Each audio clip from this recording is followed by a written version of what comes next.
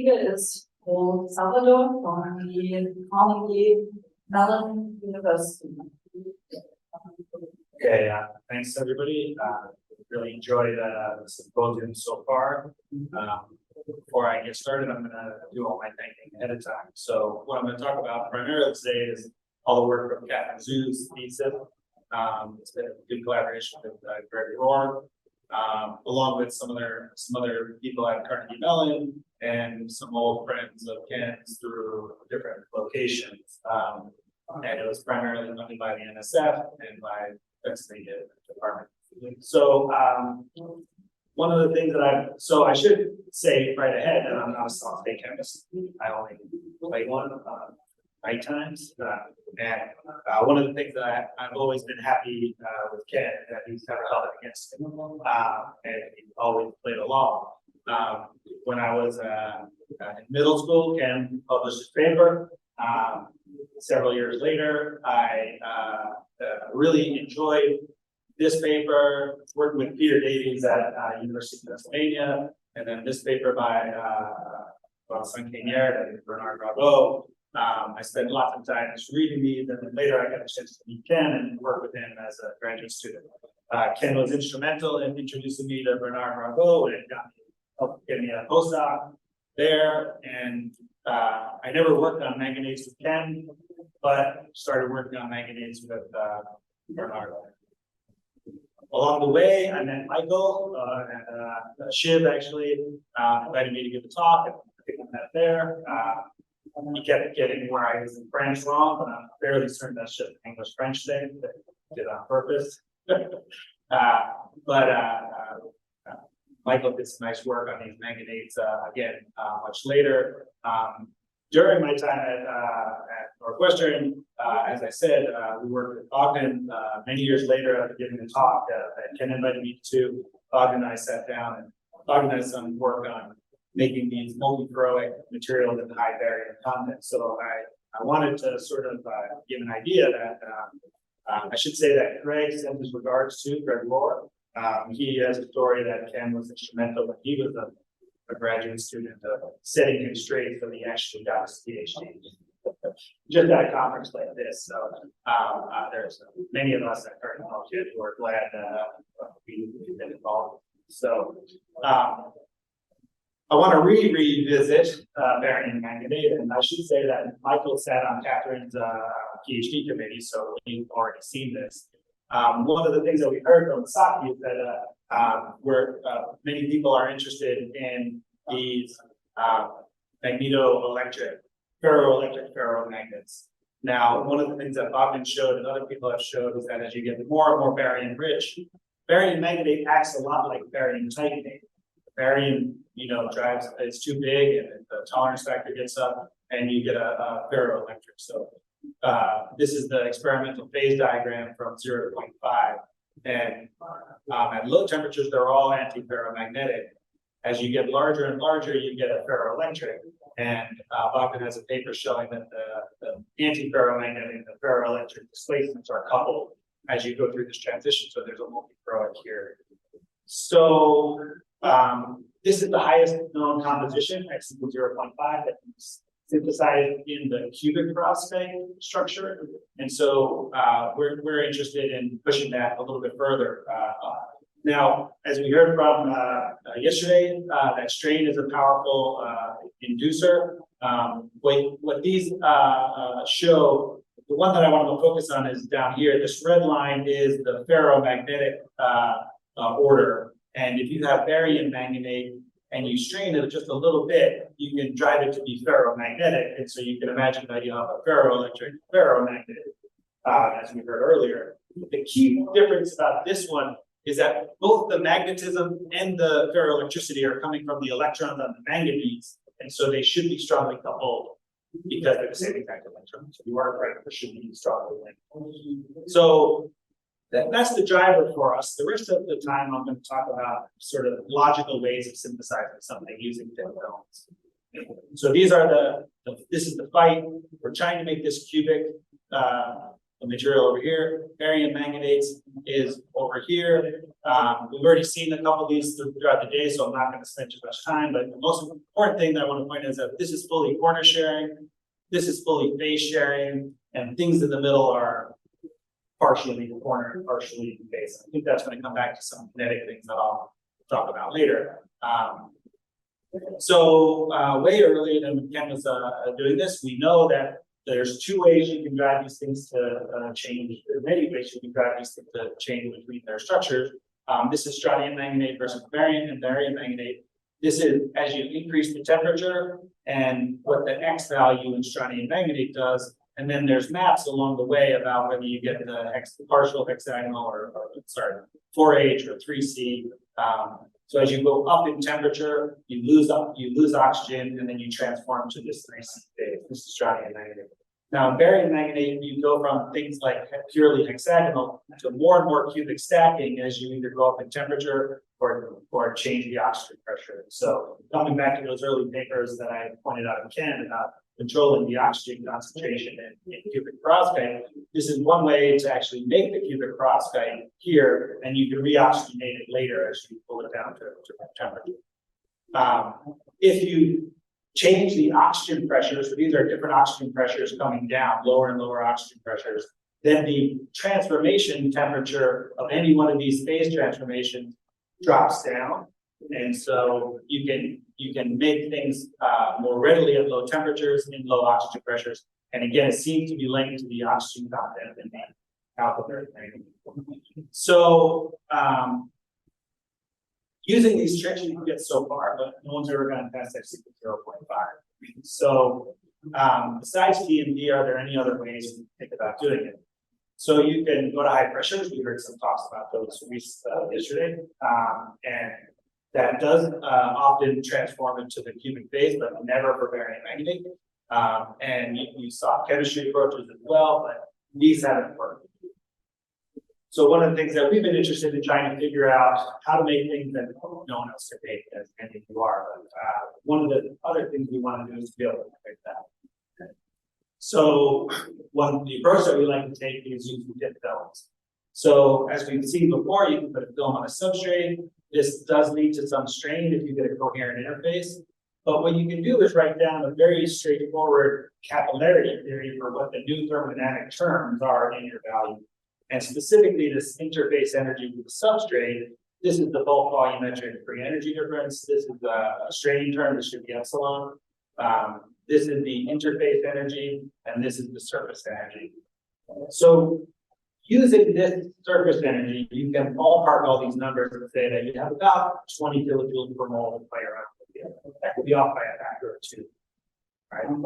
So what happens during thin film growth, just to bring us all to the same thing, is if state A is stable in the bulk, then this is sort of your free energy versus reaction coordinate.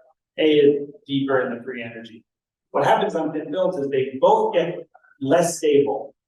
But if you can drive A to be more unstable than B, then you change over your thermodynamics. And this is what we can do.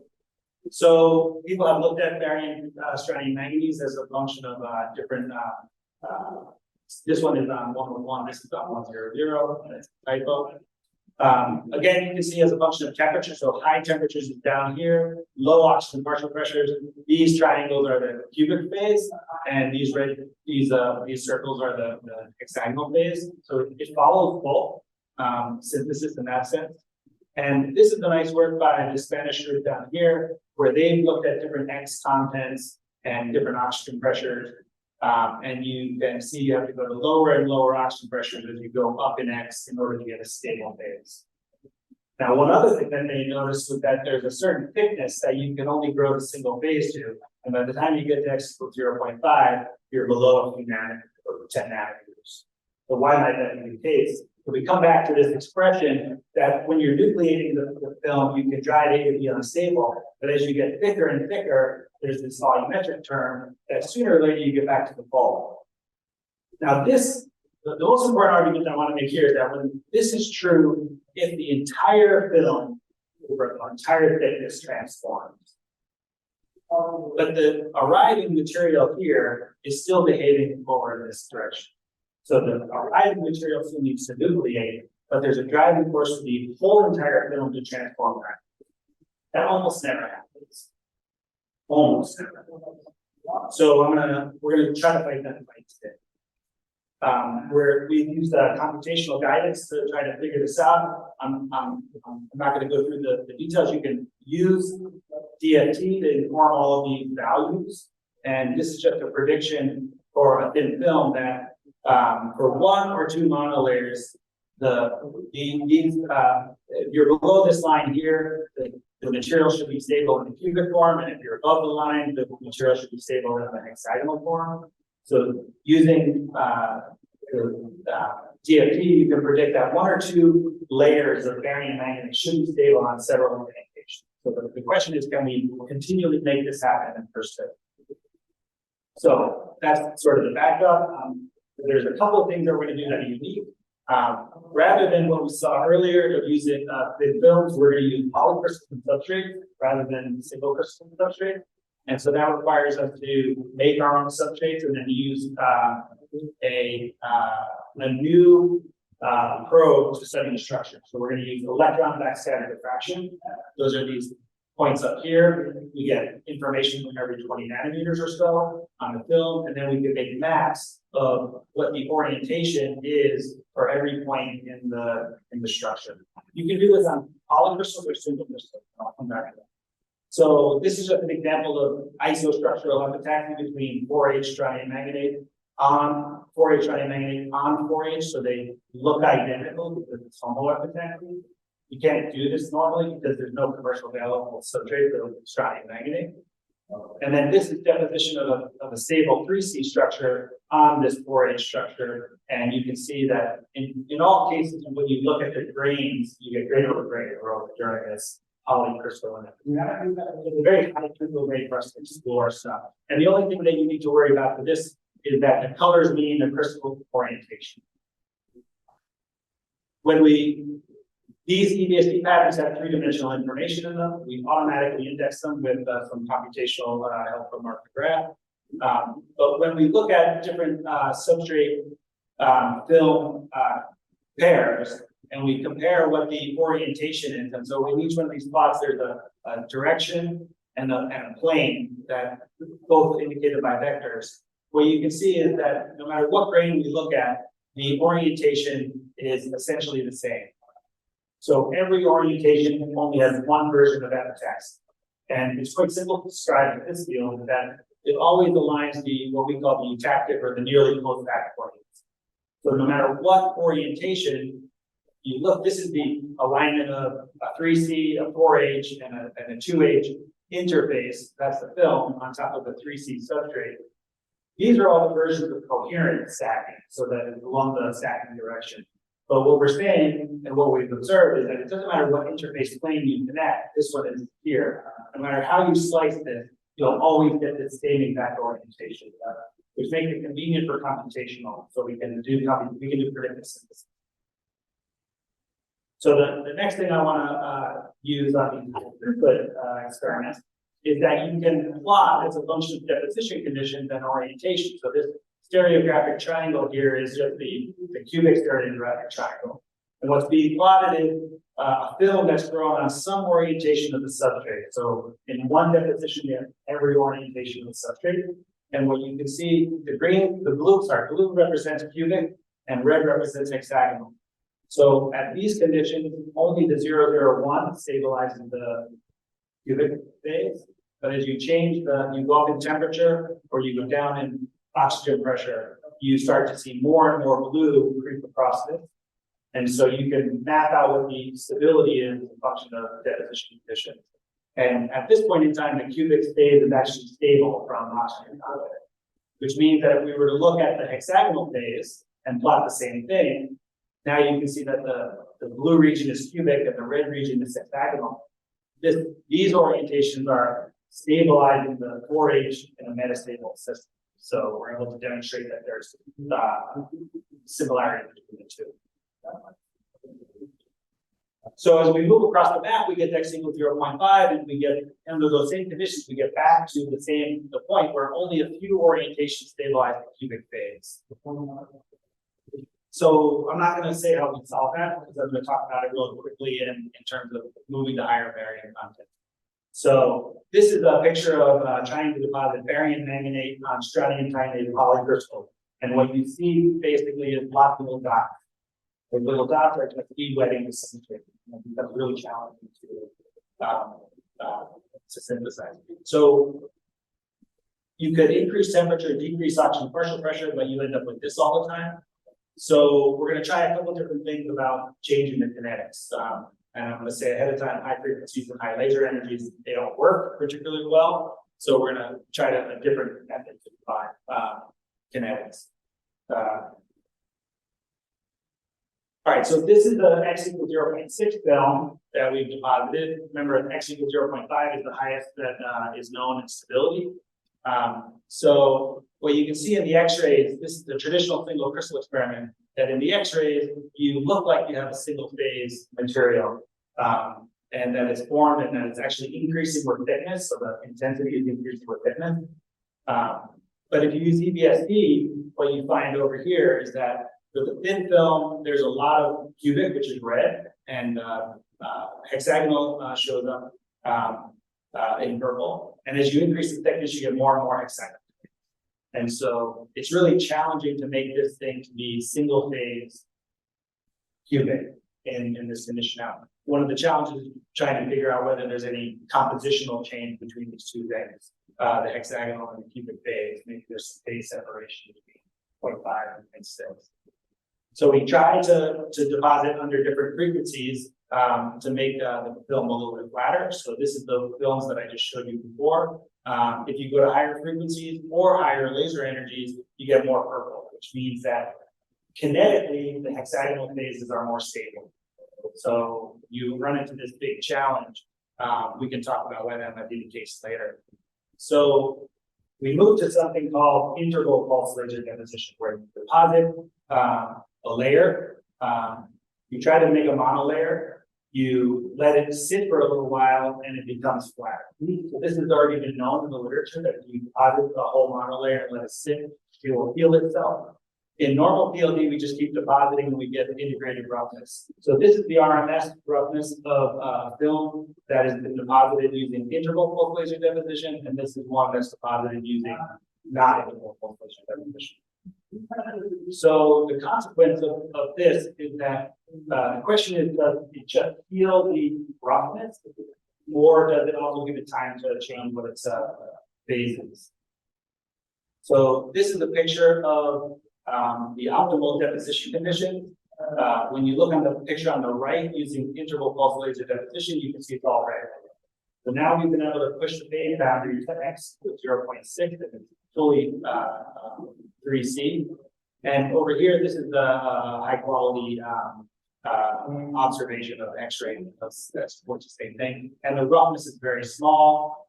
These are just variations of IPLD from lower temperatures or higher oxygen pressures gives you what you expect. So there still is thermodynamic values that are playing a role here. And just to convince you that we made this phase, this is a TEM of the interface of the dysprosium scandate with the 6040. The chemistry from EES shows that it's 6040, and this is everything maps out to be cubic perovskite on cubic perovskite. So I'll close with the following: that we made this argument that what we can do with polycrystals can demonstrate some robust stability. In other words, if it's only stable on one orientation, it's not very stable. But if it's stable on many orientations, then you're not near the phase boundary yet. And so this is a picture of a gadolinium scandate substrate that we made. These are the 3C film partitions. You can see that this is the hexagonal film partition. There's lots of 3C and very little 4H in this region, which means to say that the x equals 0.6 is not the phase boundary that we can get into this, that we can push it a little farther still. So I think I'll conclude with that. There are a couple of things that we want to point out, that using your all polymers gives you a much wider range of ability to understand growth and also a lot of novel substrates. It allows you to map epitaxial stability. Importantly, that we've seen this over dozens of systems now. There's only a single OR that ever forms. Thermodynamics is good, but you have to beat kinetics as well. And integral pulse laser deposition is a method that is out there. And this is we've been able to grow x equals 0.6 to an arbitrary thickness. So I should point out that the thicknesses we've known are 40 nanometers thick. Remember, the Spanish group was only able to grow 0.5 to 0.5 nanometers.